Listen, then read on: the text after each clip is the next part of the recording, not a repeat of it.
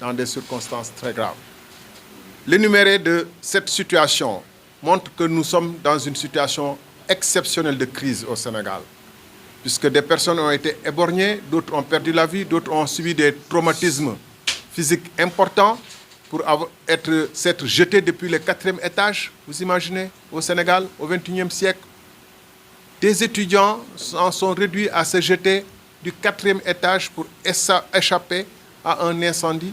Ça en dit long d'ailleurs sur nos structures et les normes de sécurité de nos pavillons universitaires, mais également pour échapper à la terreur de la répression, parce qu'ils auraient pu sortir par les portes, mais parce qu'ils sentaient sans doute qu'ils rencontreraient dans les escaliers quelque chose de plus affreux que le feu.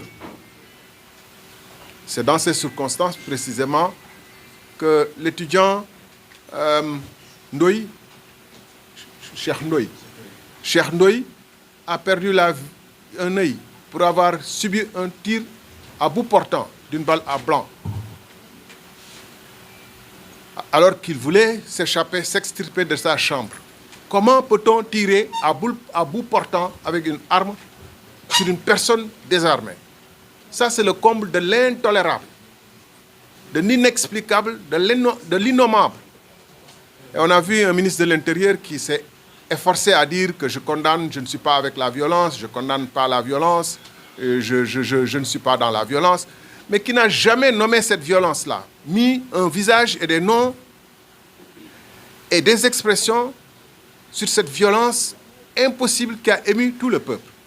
Mesdames, Messieurs, la mort d'Abdoulaye Ba et les circonstances tragiques dans lesquelles elle est survenue ont ému les Sénégalais. Je crois que chaque Sénégalais, chaque Sénégalaise se voit comme parent. Pourquoi? Parce que c'est le prototype du jeune Sénégalais, 20 ans, honorable, parce que on sait qu'on n'est pas affecté en fac de médecine si on n'est pas brillant. Mais mieux, c'est un garçon, si on en croit à ce qu'on nous a dit, qui était remarquable de par l'attachement et la volonté d'aider sa mère, coûte que coûte. Qui était le prototype du pauvre, du jeune, dont Pastef a dit que c'est pour eux qu'on se bat, que la révolution, c'est pour ces gens-là. Et n'est-il pas tragique, mais en même temps révélateur, que Abdoulaye Ba soit l'une des premières victimes du système Pastef? Le procureur nous dira qu'on ne sait pas encore dans quelles circonstances il est mort, mais toujours est-il que sans l'intervention de la police, sans la présence massive de la police et continue pendant des jours, Abdoulaye Ba ne serait pas parti ce lundi 9 février. Abdoulaye Ba ne serait pas parti si les policiers avaient entendu l'appel des jeunes qui leur disaient «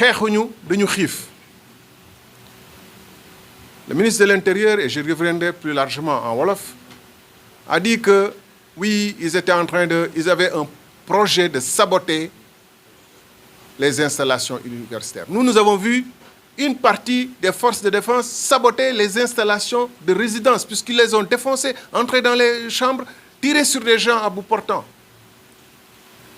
Et quand c'est des intentions des étudiants, la police peut s'y interférer. Mais qui peut interférer quand c'est des actions concrètes de la police qui contre des infrastructures, contre les chambres des étudiants, contre les matériels des étudiants, contre les motos des étudiants, comme on les a vus faire? Qui peut arrêter la police? Qui devrait arrêter la police?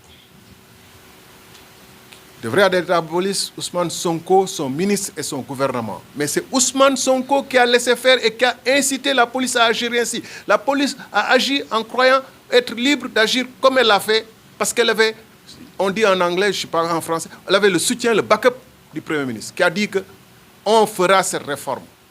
Je ne suis pas de ceux qui vont trembler. Cette réforme est nécessaire, on la fera. Et le ministre de l'Enseignement supérieur l'a dit à l'Assemblée nationale.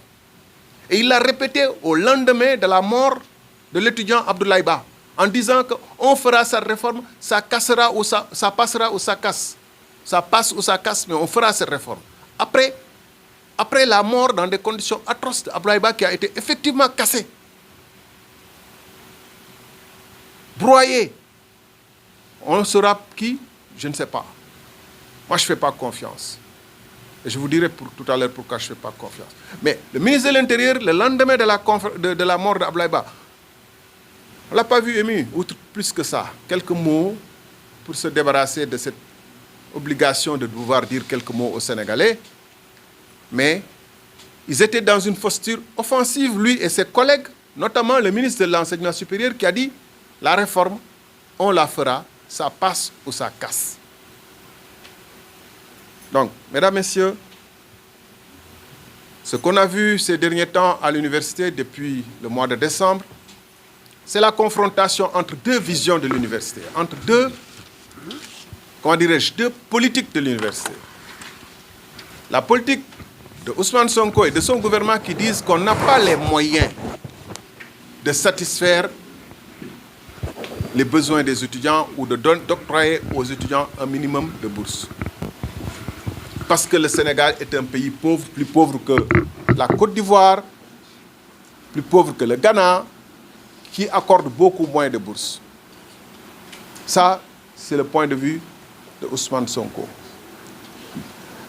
En face, une position irréconciliable qui est celle des étudiants, qui était celle de Ousmane Sonko opposant, qui était celle de Pastef du projet, qui était la vision annoncée dans le projet, qui était celle de Sonko qui allait à l'université dire aux étudiants « vous avez tous droit à la bourse ».